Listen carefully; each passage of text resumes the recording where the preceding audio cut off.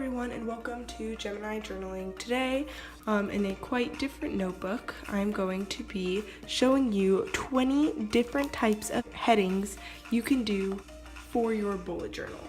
We have 20 different headings here and only a few supplies here, and really these are just some extra supplies. Really only 2 or 3 different stationery utensils will be needed to complete these 20 unique headers that you never thought of. So let's get started. Quickly, just a review. We have a quick pencil, but this is just for sketching. It's not really needed if you want to do a quick header. This is just a normal pen. It's a Pilot Precise V5 pen. The ball tip is very, very small, and it's good for precise writing. This is a blue Stabilo Boss highlighter. And then this is my Tombow Fudenosuke soft tip brush and harder soft tip work. And then this is just another random pen, a little bit of a thicker ball. And then this is just my brush pen that will be needed for most of these 20 headers. Okay, welcome to the voiceover, and now we're going to get started with the first heading. Okay, this one I never see anyone else do. It's super simple, and when it's enlarged for the titles of any of your headings, it actually looks pretty cool. Basically, you're going to do one circle for every letter of your title. This one I just do heading, and so that means that I will have 7 circles, and so try and make them all the same height. I don't have a stencil, so the size is kind of varies, but then just inside, any color you want, any font you want, you write inside of the circles the letters that spell out your heading. So I have HEADING inside each of those bubbles or circles. Next, this one you want to do any brush pen works. You're going to do calligraphy. I did a little bit of a style that didn't include as much swoops, and it sort of looked like more of an actual handwriting. It's almost like you use the line as a barrier for your calligraphy, but then you're going to write on top of it with any other. I did black, and I think black works good for this too. You're going to do calligraphy on top of the other color, but you're going to do it slightly to the left or right depending where you want the drop shadow. And once it's done, it looks like that you did a drop shadow, and this is good if you don't want to have any for this one I had blue. If you don't want to get black on your blue tip, this is a really good idea to get that nice drop shadow without any smearing.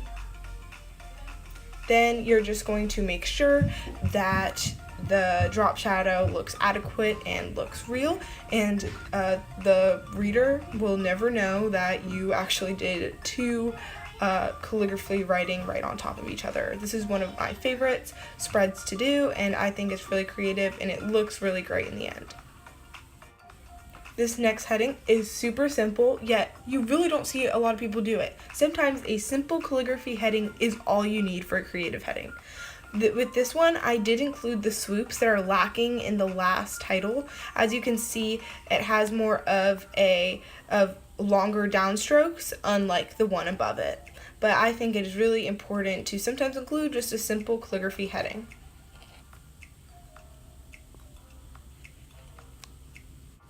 Okay, this next heading, you are going to be writing tariffs. You don't know what a tariff is. It's basically at the end of a letter that you draw. You have little lines that go on top. It kind of gives it a character. Now, with these tariffs, you're going to, on the left side of each letter that you draw, you're going to bold the one side. As you can see, there's a bunch of examples, but I think it kind of looks really cool with the tariffs. And with this usually enlarged at the top of any of your papers, I think it kind of looks cool. I personally think it would look good for like a history class. I feel like it gives a very vintage type of look to it.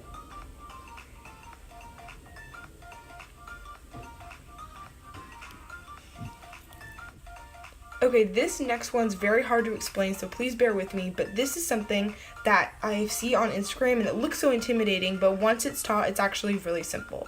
I'm going to be doing a ribbon look onto this heading. So basically you're going to do a normal calligraphy of your heading, and then you're going to outline your heading. And so if you are, as you can see here, I'm finishing this H, but for this E, just imagine outlining the far left side. As you go on that far left side, you continue to go down, but then you change sides so that you are at the left outside for the A. Does that make sense? It's kind of confusing. But basically, you're going to just always continue your line so that it's overlapping, and eventually it will look like a ribbon is being like folded on top of the heading. I think it looks really cool, especially if you want to do it for like an art class or any fancy heading, and it's not really common, especially because of how difficult it may seem, but it's actually not that bad. So here's another example. This I am about to do. As you can see, I'm starting on the left, and I take that one line and moved it all the way up to that left side of the N that I'm doing right now. So you can kind of see how it looks like that it's like a ribbon, even though I've just continuously been doing one line. If you want a separate tutorial on this because it's very difficult, let me know so I can explain it better. But this is probably one of my favorite headings to do because it's actually fun to write and it looks good in the end.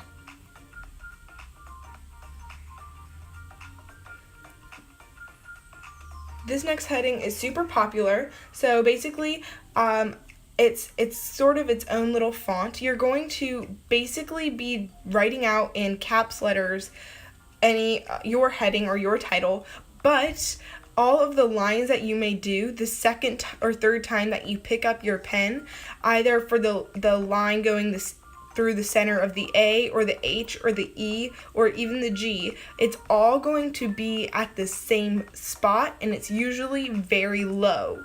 That sort of gives it its own feel, and you can also do it high for that type of lettering too. This next one, sort of going back to the tariff one, it's basically using my Tombow Fudenosuke pen. It is the same thing but without the tariffs.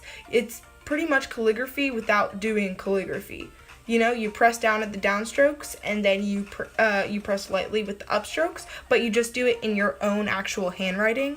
And this looks good either in caps letters or in lowercase letters. I think it sort of looks cool, and I don't see it a lot, and not many people think to do this.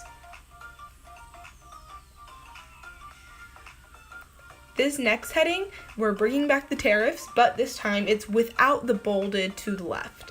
I do mess up the D here, so I'm sorry about that. I end up whiting it out off camera.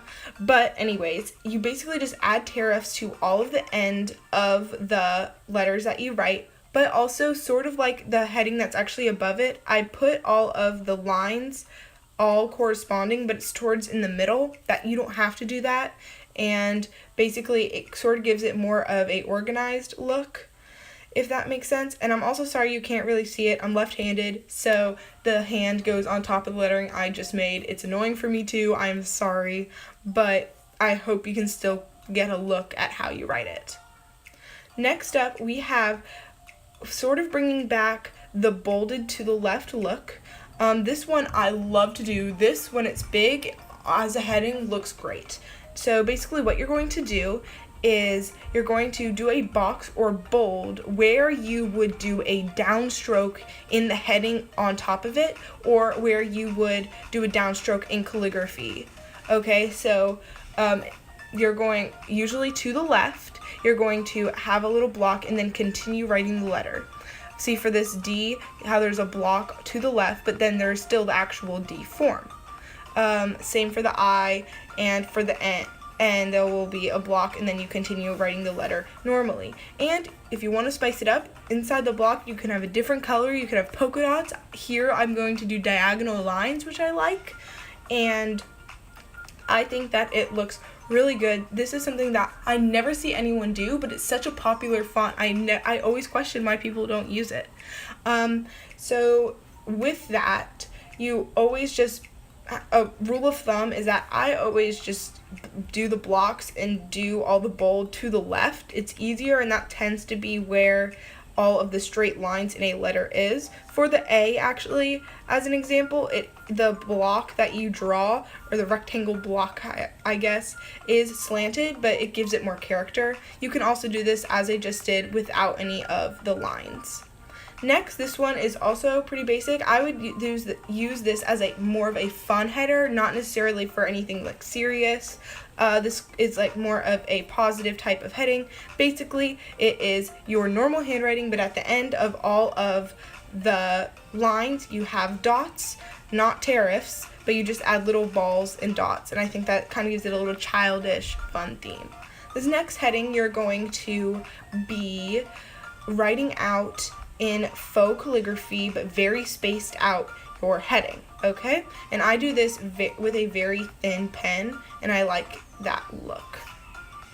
And honestly, a long, nice faux calligraphy handwriting like that is just a good heading by itself, but because this is more creative headings that isn't as common, you're going to do a faux calligraphy, and then almost like in the background, but technically you do it second, is you write in big letters the uppercase letter of the letter that you are writing behind, but you leave a space before you reach the actual faux calligraphy handwriting. It's better to watch it than for me to explain it. I'm sorry, but yes, and this I think looks really cute, and I would love to use this for any type of heading on my bullet journal, for my notes in class, anything like that.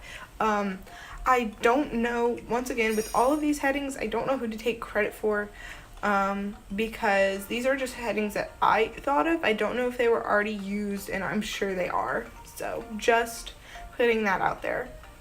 Another heading that you can do is pretty much the exact same thing as what was just seen, except you have a cool highlighter right behind the faux calligraphy, and this gives it, it's actually, although it looks similar to the one on the left, it actually is very different, and it kind of keeps that vibe. And if you are taking notes in class and you use a certain highlighter color, that would be a perfect one, so that the highlighting that you do in your notes matches your own heading. This next heading sort of actually reminds me of the Friends logo. If you've seen the show Friends, let me know, because I love it. Anyways, it's basically pretty simple. You can use any type of font you want. I just use my own handwriting, any capital or lowercase letters, and in between you just put a dot, any color you want. That's pretty simple. This next one I really like. It looks great on as any headings, especially in bullet journals in my opinion. Basically just using any type of marker or Tombow brush pen, highlighter, whatever. You do a background of just some sloppy, almost like paint splattered color, and then on top of it you do, I think it looks better in black, but you do your calligraphy or any title. Maybe you can do an enlarged version of one of the other headers I showed above right on top of it, and I think it looks really cool for any type of heading or a title.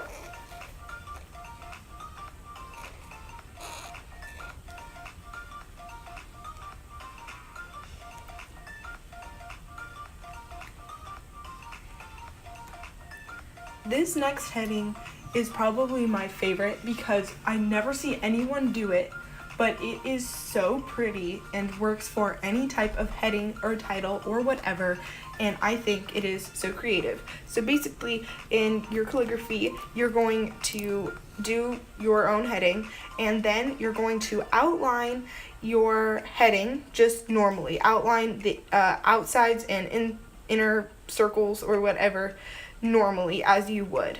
Okay, and so then once you do that, you're going to almost like envision a drop shadow with what you outlined for your heading. You imagine a drop shadow, and then you draw the outline of the drop shadow, excuse me, and then you basically just do that. I mean, then you're going to, draw it. Some people color it in. I think it kind of looks cool without colored in. So as you see here, I'm going to, if there was a drop shadow on this H, okay, I know what it would look like. You can envision it, but you just draw the outline. So you make your own drop shadow by just doing lines to where the drop shadow would be. And some people color it in, but I think that it looks pretty good not colored in. And this, once again, one of my favorites, and it does take a lot more time, sort of like the ribbon style. It takes longer and it's a bit complicated, but it just looks so good in the end. I couldn't resist putting it in this video. Once again, as I said before, I don't know if this is already created or used, but it's definitely something I don't see very commonly, so that's why I'm putting it in this video. It looks great. If you all make any recreations or you have any headers that you use, comment down below and I can see some new ones and maybe I'll do a part 2. Let me know. And if you want any of these headers more in detail, let me know and I will be happy to make a video on it. This next heading is, I think I like it. I've never actually used it before, but I thought of it when I was thinking of headings that people have never thought of. So basically you're going to do the faux calligraphy, but at the ends and the beginnings of the title, you're going to, if it's at a page, I just do a page, but you do a line covering the entire page, and then inside the box that you end up drawing, you write your notes, you write whatever was going to be under it. I don't know, so it's technically not that small of what I did, but it will go across the entire page if you ever do it. This next one that I'm doing now, that you can sort of not see because I'm left-handed, sorry, is just faux calligraphy, and then you do a little box to where the downstrokes would have been if you had done real calligraphy, and then some people fill it in, but I've just left it blank because not many people do that, and I think it kind of looks cool that way.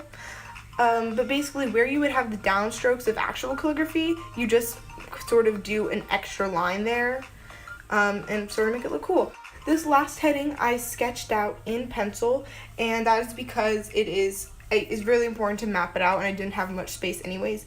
But this was 100% inspired by Planning with Kay, one of the most amazing YouTubers, and she does this a lot, but it's pretty much just capitalization, but very spread out. It's short and long, I would say, and so basically that's all you do. I sketched it out, but you don't have to with any of these titles, but basically you just do your normal uppercase handwriting, but very spaced out, very long, short and fat is how it probably is meant to be. And I just did it in black. You can do it any color as usual. Anyways, that is all that I have. I recreated these spreads twice, but please comment down below if you liked these. Please leave it a like if you enjoyed this video, and I'll see you guys next time on Gemini Journaling. Thanks for watching, and I'll see you guys next time. Bye!